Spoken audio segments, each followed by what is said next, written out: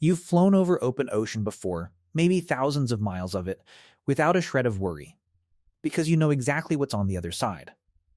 There's a map on the screen in front of your seat tracking every mile.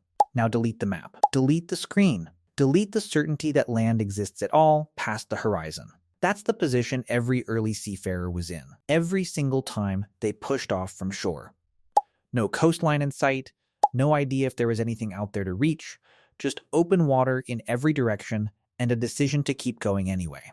So the real question isn't just whether ancient humans built ships, it's why anyone would ever climb into one, heading toward nothing they could see, in the hope that something existed on the other side. Let's start with the most argued about claim in this entire field, because it's a genuine mess, in the best way. On the Indonesian islands of Flores and Sulawesi, archaeologists have pulled stone tools out of the ground dating back somewhere between 800,000 and over 1,000,000 years. That's not a typo. That's hundreds of thousands of years before our species, Homo sapiens, even existed. And Flores has never once been connected to the mainland by land, not even at the lowest sea levels of the harshest ice ages. Whoever left those tools had to get there some other way. Here's where two camps of scientists start arguing.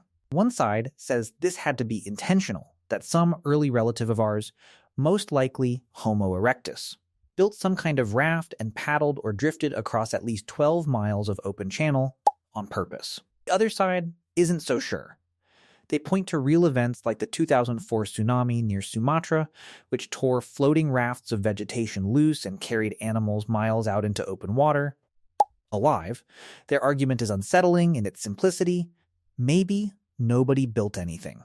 Maybe a storm did the work, and a handful of individuals just happened to survive the ride.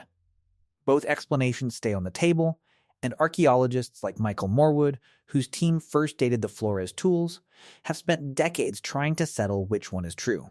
Then there's Crete.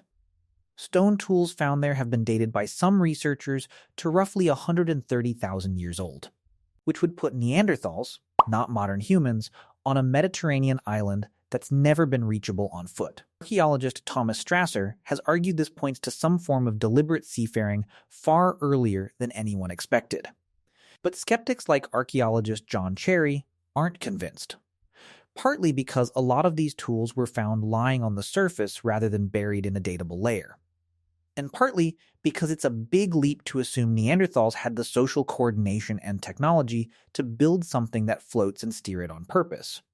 It's one of those open cases in archaeology where the evidence is real, but what it proves is still very much up for debate. Now here's where the story gets less speculative and a lot more concrete. On the southern coast of Cyprus, at a site called Akrotiri Aetokremnos, archaeologist Alan Simmons and his team found stone tools and burned animal bone dated to around 12,000 years ago, mixed in with the remains of pygmy hippos, a species that only existed on that island. Cyprus was never connected to the mainland. Someone had to sail there, hunt those hippos, and possibly play a role in wiping them out entirely. And it gets better. Over on the Greek mainland, at a cave called Franchti, archaeologists found obsidian, a volcanic glass used for cutting tools, that had been carried over from the island of Melos, roughly 11,000 years ago. Melos sits far enough offshore that you can't see it from the mainland on a normal day. People weren't just crossing to survive. They were running a trade route across open water over and over, long enough for it to show up clearly in the archaeological record. The single most agreed upon proof that ancient humans mastered the ocean, not just rivers or narrow straits, comes from the colonization of Sahul, the ancient combined landmass of Australia and New Guinea. Around 65,000 years ago, maybe a little earlier, people crossed a stretch of open water estimated at 55 miles or more to get there.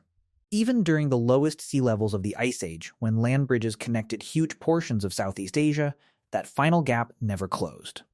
Sites like Majid Bebi in Arnhem Land have produced human artifacts dated to around that same window, and the math simply doesn't work without deliberate, repeated boat travel.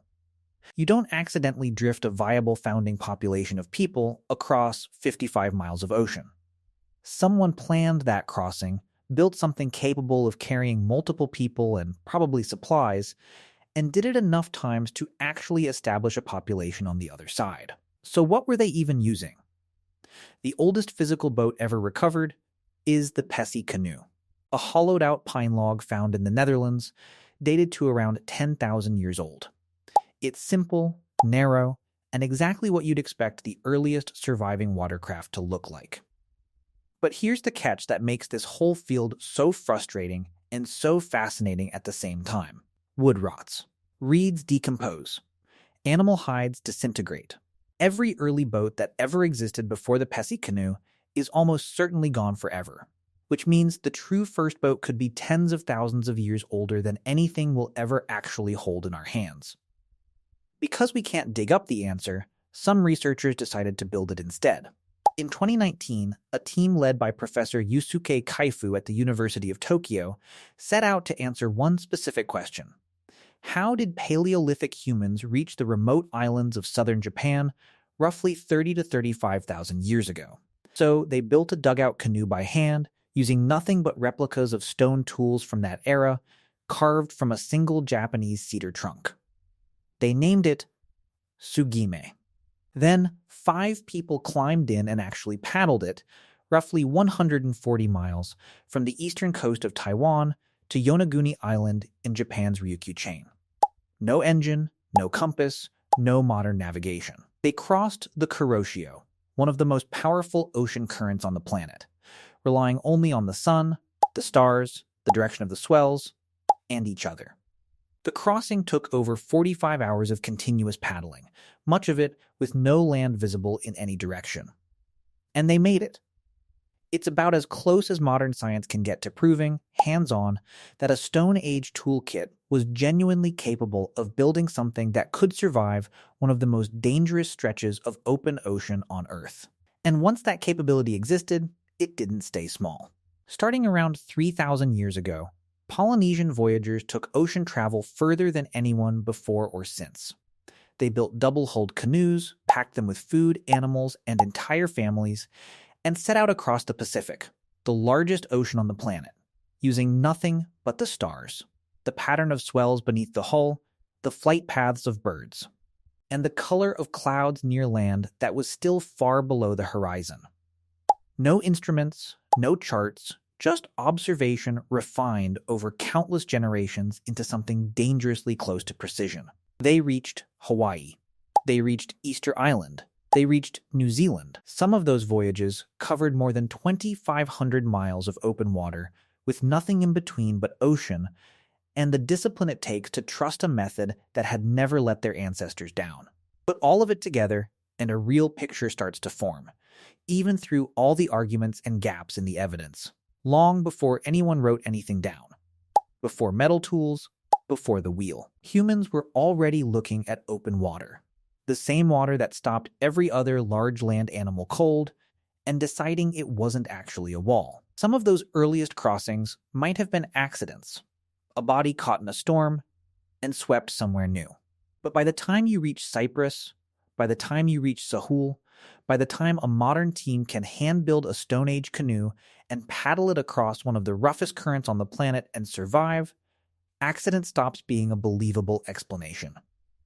This was a skill. Tested, passed down, improved generation after generation, long before anyone thought to call it engineering. So, did ancient humans build ships? Not the way you're picturing, no masts, no sails stitched from cloth, nothing close to what came later. But hollowed logs, lashed reeds, and rafts good enough to cross open ocean under nothing but starlight? That part isn't really in question anymore. That part is just history, still being pulled up one obsidian flake, one hippo bone, one hand-built canoe at a time.